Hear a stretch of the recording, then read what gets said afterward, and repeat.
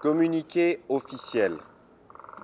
Le président de la République, chef de l'État, commandant suprême de forces armées de la République démocratique du Congo et de la police nationale congolaise, a présidé ce lundi 1er août 2022 une réunion de crise consécutive aux manifestations contre la MONUSCO et aux incidents tragiques survenus au poste frontière de Kasindi.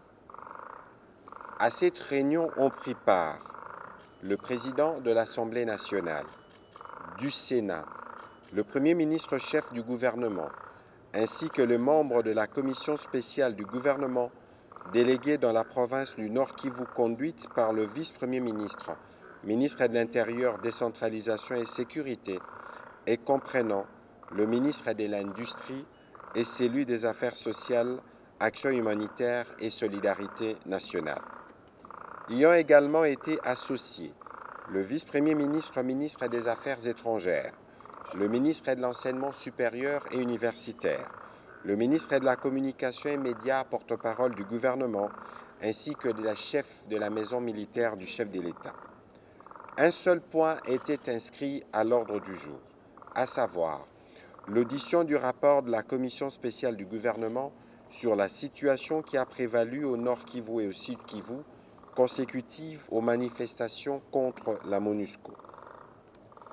Elle avait pour mission de faire l'évaluation générale de la situation, en faire le bilan et ensuite apporter les réconforts et les soutiens du gouvernement aux populations qui ont été directement touchées par ces événements malheureux.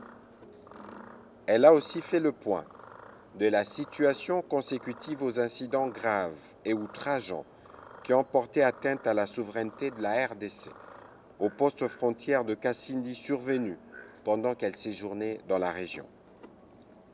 Il ressort de ce rapport un bilan lourd de 36 morts, répartis comme suit: 13 morts à Goma, 13 morts à Butembo, dont 4 casques bleus, 4 morts à Uvira, 3 à Kanyabayonga et 3 à Kasindi.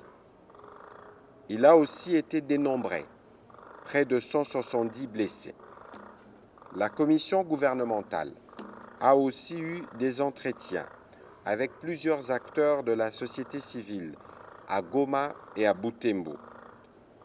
Au cours de ces entretiens, les populations ont formulé une demande claire, celle de voir partir de la République démocratique du Congo la mission des Nations unies en République démocratique du Congo, MONUSCO.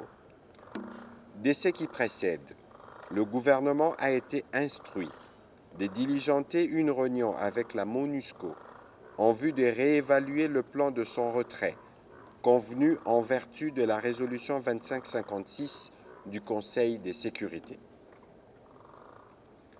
Pendant la réunion, le président de la République a aussi fait part de son entretien ce jour avec le secrétaire général des Nations unies qui lui a exprimé ses vives condoléances après les incidents graves survenus à la frontière entre la République démocratique du Congo et l'Ouganda.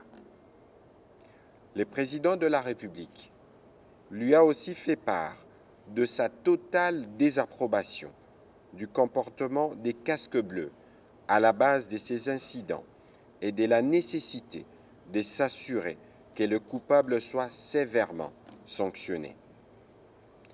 Il a par ailleurs rappelé au secrétaire général des Nations unies que le retrait du M23 de toutes les localités occupées, conformément au communiqué de Nairobi, à la feuille de route de Luanda et à la déclaration du Conseil de sécurité des Nations unies du 1er juin 2022, est une condition nécessaire à la baisse de la tension.